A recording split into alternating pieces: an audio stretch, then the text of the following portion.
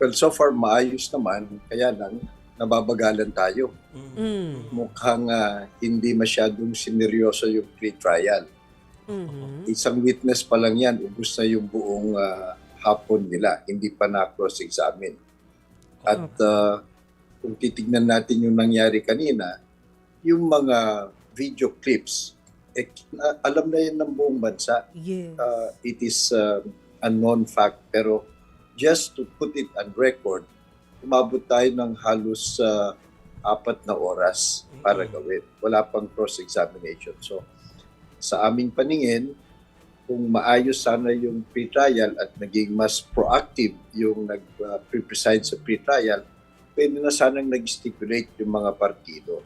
O baka naman, halimbawa yung defense, pwede naman nilang inamin na yan kasi that's already public knowledge at wala naman siguro dapat maidi-deny pa dyan.